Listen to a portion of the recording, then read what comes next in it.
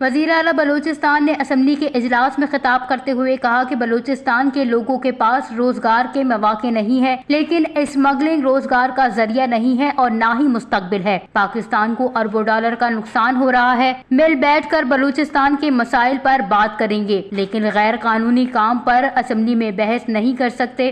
جہاں وہ مواقع تربت کے لوگوں کے پاس نہیں ہے، وہاں پر وہ جھلمکسی کے لوگوں کے پاس بھی، وہاں پر وہ بارکھان کے لوگوں کے پاس بھی نہیں ہے، وہاں پر وہ صوبت پور کے لوگوں کے پاس بھی نہیں ہے، سو اینڈ سو آن، لورلائی کے لوگوں کے پاس بھی نہیں۔ اب یہ جی بالکل وہ سب سے برا حال ہے ان کا۔ تو گزارش یہ ہے کہ جناب اسپیکر، یہ قانون ساز اسمبلی ہے۔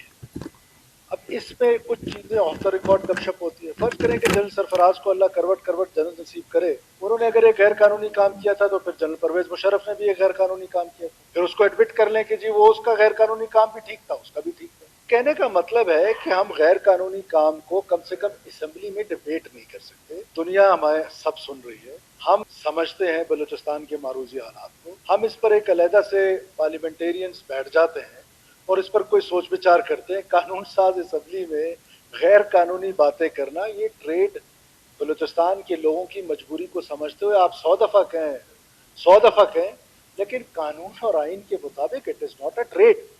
یہ بات آپ کی درست ہے، اور یہ قانون ساز اسمبلی میں ہم بیٹھے ہوئے ہیں، ہمیں پوری دنیا سن رہی ہے، تو ہم علیحدہ میں بیٹھ کے یہ بات کریں گے، بالکل بلوچستان کے معروضی حالات کو دیکھیں گے۔ اسپیشل میئرز لینے پڑتے ہیں جب اسپیشل سرکمسٹانسز۔ آج بلوچستان میں دہشت گردی کا یہ عالم ہے کہ جس طرح سردار صاحب نے کہا، ایک ڈویژن میں 80 سے زیادہ لوگ جو ہیں وہ مارے جاتے ہیں پچھلے 2 مہینوں میں۔ اسی طرح کہاں کون سا بلوچستان کا ضلع ہے جہاں پر امن ہے؟ ایسی صورت میں اسپیشل سرکمسٹانسز میں اسپیشل میئرز لیے جاتے ہیں۔ اگر یہ اسپیشل میئر اس لیے تھے کہ ہم نے ٹوکن سسٹم دے دیا، تو یہ ٹوکن سسٹم پہ ڈیرا بگٹی کے لوگوں کا حق کیوں نہیں؟ اس ٹوکن سسٹم پہ باقی یہ جو لوگ بیٹھے ہوئے ان کا حق کیوں نہیں ہے؟ تو یہ صرف بارڈرنگ ایریا کے لوگ کیوں یہ ٹوکن انجوائے کرتے ہیں؟ اور میں ڈاکٹر صاحب کی بات سے 100% سہمت ہوں کہ اس کے بڑے بینیفیشریز جو ہیں وہ بیچارہ زمباد والا نہیں ہے، اس کے بڑے بینیفیشریز اور لوگ ہیں۔ ہم فیڈرل گورنمنٹ سے کیا کہتے ہیں؟ اربوں ڈالرز کا نقصان ہو رہا ہے، آپ ان پیسوں کا جو نقصان کر رہے ہیں اس سے اچھا وہ دے دیں بارڈرنگ ایریاز۔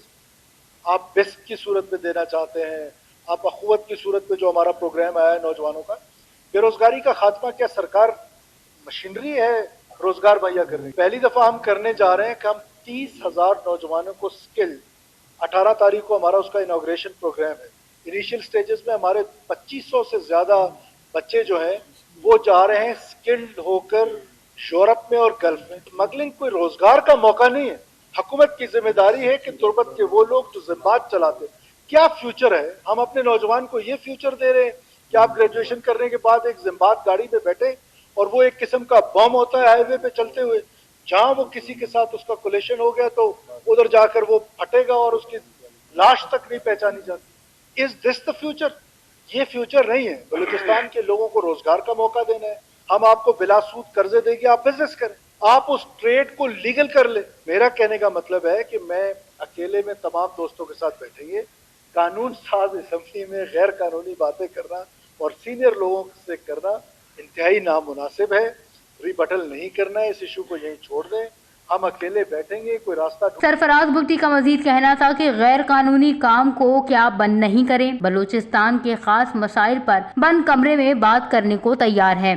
وش نیوز، کوئٹہ، بلوچستان۔